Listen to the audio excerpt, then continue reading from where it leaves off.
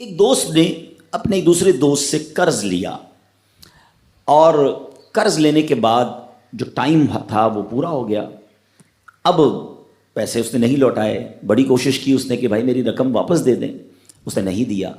اب وہ یہ کیس لے کر عدالت میں چلا گیا اور جج صاحب سے جا کر اس نے کہا کہ اس نے میرے پیسے دینے اور یہ میری رقم نہیں لوٹا رہا. تو جج صاحب نے کہا کہ تمہارے پاس 30 دن ہیں, ودن 30 days تم نے اس کے پیسے واپس لوٹانے ہیں ورنہ پھر تمہارے خلاف فیصلہ ہو جائے گا. تو وہ شخص گھر گیا. اب اس نے کیا کیا, اس نے صبح سے لے کر شام تک درود پاک پڑھنا شروع کر دیے. 1 دن 2 دن 3 دن 27 دن ہو گئے. وہ درود پڑھتا رہا اور انتظار کرتا رہا. پیسے تو تھے نہیں, 30ویں دن عدالت میں پیش ہونا تھا. 27 دن گزر گئے, 28ویں رات آ گئی. خواب میں اس کو کسی نے آواز دی کہ گھبراؤ نہیں, تمہارا قرض ادا ہو جائے گا. اگلے دن پھر درود پاک پڑھتا رہا. اب نبی پاک کی خواب میں زیارت ہوئی. آقا علیہ الصلوۃ والسلام تشریف لائے, فرمائے گھبراؤ نہیں, تمہارا قرض ادا ہو جائے گا. تم علی بن عیسیٰ وزیر کے پاس جاؤ اور اس سے کہو وہ تمہارا قرض ادا کر دے گا. اب جب صبح اٹھا تو بہت خوش کہ نبی پاک کی زیارت مجھے ہو گئی.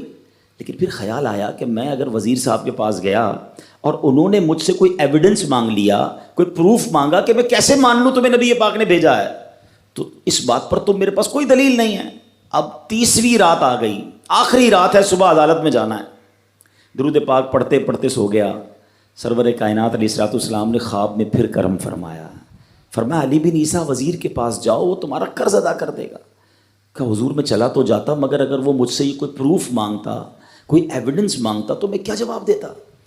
پیارے آقا علیہ الصلوۃ والسلام نے فرمایا کہ ایسا کرو, اسے یہ کہنا کہ آپ کا ایک راز ہے جو آپ جانتے ہیں اور رب جانتا ہے, اور وہ راز یہ ہے کہ آپ روزانہ فجر کے بعد 5000 بار درود پاک پڑھتے ہیں, اور جب تک درود پاک مکمل نہیں ہوتے آپ کسی سے بات نہیں کرتے. اب جب صبح اٹھا تو بہت مطمئن کہ اب تو دلیل بھی آ گئی ہے. پہنچ گیا صبح علی بن عیسیٰ وزیر کے پاس. اس کا دربار لگا ہوا ہے. اس نے پیغام بھجوایا کہ میں علی بن عیسیٰ وزیر صاحب سے اکیلے میں ملنا چاہتا ہوں, پیغام لایا ہوں. درباری نے آ کر پوچھا, وزیر صاحب پوچھ رہے ہیں کس کا پیغام لایا ہو؟ کہا میں نبی پاک علیہ الصلوۃ والسلام کا پیغام لایا ہوں. فوراً وزیر صاحب نے بلا لیا. کہا فرمائیے. کہ مجھے میرے آقا علیہ الصلوۃ والسلام نے کہا ہے کہ آپ میرا قرض ادا کر دیں. میں 3000 دینار کا مقروض ہوں. Today is the last day in the court. آج مجھے کورٹ میں پیش ہونا ہے. اگر آج میں نے اپنا قرض ادا نہ کیا تو مجھے جو ہے وہ سزا ہو سکتی ہے. علی بن عیسیٰ کہتا ہے میں بالکل آپ کا قرض تو ادا کر سکتا ہوں, مگر مجھے کیسے پتہ چلے, کوئی دلیل ہے, کوئی پروف ہے کہ آپ کو نبی پاک علیہ الصلوۃ والسلام نے بھیجا ہے؟ کہتا ہے ہاں, خالی ہاتھ نہیں آیا, آقا نے دلیل بھی عطا فرمائی ہے. اچھا بتائیے کیا دلیل ہے؟ کا دلیل یہ ہے کہ آپ کا ایک راز ہے جو صرف آپ جانتے ہیں اور آپ کا رب جانتا ہے. 5000 ٹائمز ڈیلی آپ درود پاک پڑھتے ہیں فجر کے بعد, اور جب تک یہ درود پورے نہیں ہوتے آپ کسی سے بات نہیں کرتے. آپ ذرا پہلے تھوڑی دیر کے لیے امیجن کریں کہ جو وزیر 5000 بار روز درود پڑھتا ہوگا وہ عاشق رسول کیسا ہوگا.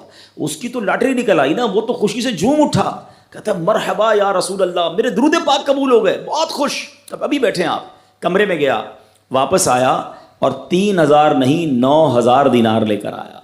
کہتے 3000 تو نبی پاک کا حکم, مرحبا یا رسول اللہ, 3000 اور لیجیے, آپ نے اتنی اچھی خبر مجھے سنائی, اتنا پیارا خواب سنایا, آپ کے قدم میرے گھر تک آئے, اور 3000 مزید لے جائیے, اس سے اپنے بچوں کے لیے کوئی کاروبار شروع کیجیے, اور ایک وعدہ بھی کیجیے, زندگی میں آئندہ جب بھی آپ کو کوئی ضرورت پڑے گی نا, آپ میرے پاس آئیں گے, میں آپ کا بھائی ہوں.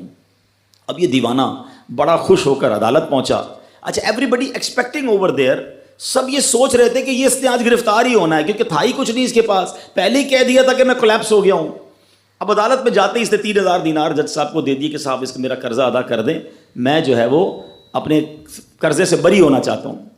جج صاحب ہوتے ہیں, انہوں نے کہا قرضہ تو ادا کر دیں گے, پہلے بتاؤ پیسے لائے کدھر سے ہو؟ تم تو کہتے تھے پیسے نہیں تھے تمہارے پاس, اتنی بڑی رقم کیسے انتظام کی؟ اب بھری عدالت میں گویا اس نے زبان حال سے یہ کہا کہ اتنا دیا سرکار نے مجھ کو, اتنی میری اوقات نہیں، یہ تو کرم ہے ان کا، ورنہ مجھ میں تو ایسی بات نہیں۔ اب اس نے بھری عدالت میں پورا واقعہ سنایا کہ میں نے تو کچھ نہیں کیا، آقا خواب میں تشریف لائے، میں وزیر صاحب کے پاس گیا، انہوں نے یہ پیسے دیے۔ سنو اس زمانے کے جج بھی کیسے ہوتے تھے، وہ جج دوران عدالت اپنے کرسی سے اٹھ کر کمرے میں چلا گیا، تھوڑی دیر بعد جج صاحب واپس آئے اور 3000 دینار اس کے ہاتھ میں دیتے ہیں۔ کیا سارا ثواب علی بن عیسیٰ لے جائے گا؟ میں بھی تو آقا کا امتی ہوں، تمہارا قرضہ میں ادا کرتا ہوں۔ اچھا، اب جس نے کیس کیا تھا، سبحان اللہ، کیا ماحول تھا، کیا انداز تھا، کیا دل تھے، وہ بھی تو دیکھ رہا ہے، کہتا ہے میں بھی تو آقا کا امتی ہوں، رکے ذرا، کاغذ قلم دیجئے، بندے کو میں قرضہ ہی معاف کر دیتا ہوں۔ اچھا، قرضہ ہو گیا معاف۔ اب جو 3000 جج صاحب نے دیے تھے، وہ بندہ کہتا ہے جج صاحب ہوں واپس لے لو، میرا تو قرضہ ہی ادا ہو گیا۔ تو جج صاحب کہتے ہیں جو پیسے آقا کے نام پر نکال دیے میں نے واپس نہیں لینے، یہ سارے تم ہی لے جاؤ۔ اب یہ 12000 دینار لے کر یہ عاشق رسول جھومتا ہوا اپنے گھر پر جا رہا ہے۔ اے میرے پیارے اسلامی بھائیوں، ایک رات پہلے ایک سنگل پینی اس کے پاس نہیں ہے، اور اگلے دن 12000 دینار ہیں۔ درود پاک وہ وظیفہ ہے جو دل سے پڑھا جائے تو سبحان اللہ یہ مصیبتوں کو ٹالنے والا وظیفہ ہے، یہ پریشانیوں کو دور کرنے والا وظیفہ ہے۔ اور یہ میں نہیں کہہ رہا، خود سرور کائنات علیہ الصلوۃ والسلام کی حدیث ہے جس کا مضمون ہے کہ جو پریشانیوں میں ہو، جو مصیبتوں میں ہو، اس کو چاہیے کہ مجھ پر درود پڑھے، کہ درود پریشانیوں کو لے جاتا ہے، مصیبتوں کو لے جاتا ہے۔ ایک شاعر نے کیا خوب لکھا ہے، اور واقعی حق لکھا ہے، ہر درد کی دوا ہے صلی علی محمد، ہر درد کی دوا ہے صلی علی محمد، تعویذ ہر بلا ہے صلی علی محمد۔ تو ہمیں چاہیے، خاص طور پہ ربیع الاول کا مہینہ ہے، کثرت سے درود پاک پڑھیں۔ اسلام کی تعلیم اور اشاعت کا سلسلہ شروع کیا تو مکہ مبارک میں جتنا عرصہ رہے اس وقت تک بھی مسلمان بیت المقدس کی طرف رخ کر کے عبادت کرتے تھے۔ پھر نبی پاک علیہ الصلوۃ والسلام نے مدینے کی طرف ہجرت فرمائی، اور ہجرت کے بعد مدینہ منورہ میں بھی مسلمان 16 یا 17 مہینے تک بیت المقدس کی طرف رخ کر کے نمازیں پڑھتے رہے۔ ہجرت کے 1 سال 5.5 مہینے کے بعد 15ویں رجب پیر کے دن مسجد بنی سلمہ میں نماز ظہر کے درمیان قبلے کی تبدیلی ہوئی، اور اللہ پاک نے پیارے آقا علیہ الصلوۃ والسلام کی خواہش کے مطابق مسلمانوں کا جو کعبہ ہے، قبلہ ہے، وہ کعبہ کو فرما دیا، اور اب مسلمان کعبے کی طرف رخ کر کے نماز ادا کرنے لگے۔ اس مقام پر آج بھی مسجد قبلتین قائم ہے۔ حضرت سلیمان علیہ السلام کے بعد بنی اسرائیل کے زوال کے ساتھ ہی بنی اسرائیل 2 حصوں میں منقسم ہو گئے، تقسیم ہو گئے۔ ہیکل سلیمانی کی عزت میں بھی کمی آ گئی۔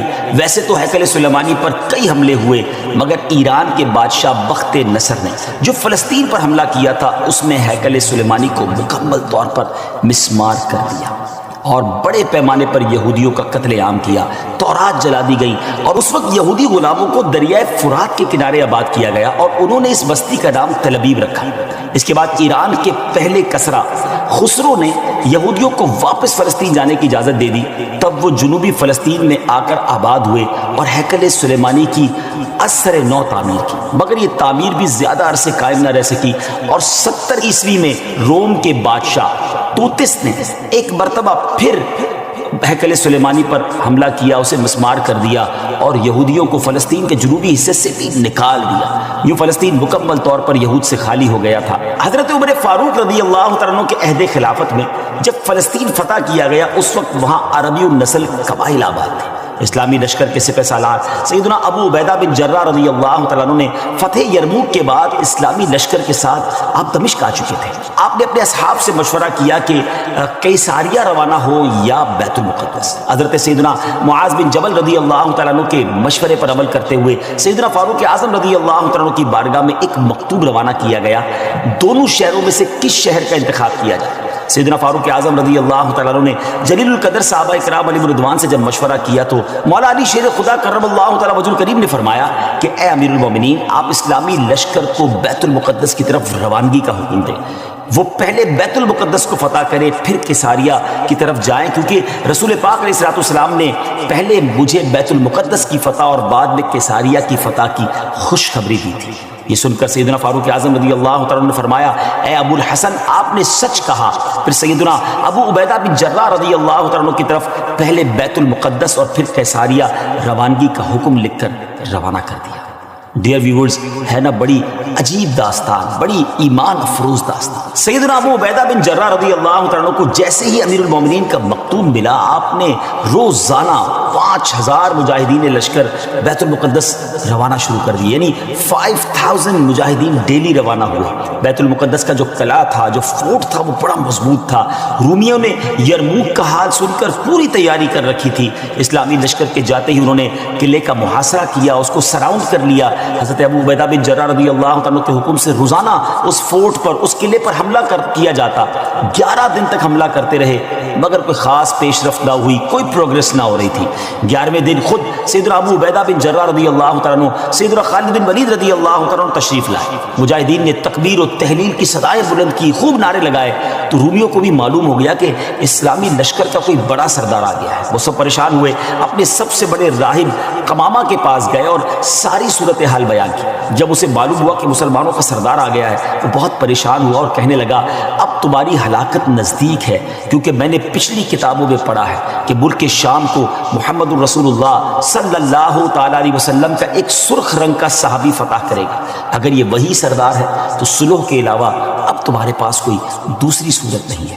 پھر وہ اسلامی لشکر کے سپہ سالار کو دیکھنے کے لیے قلعے کے دیوار پر آیا، سیدنا ابو عبیدہ بن جراح رضی اللہ عنہ کو بلایا۔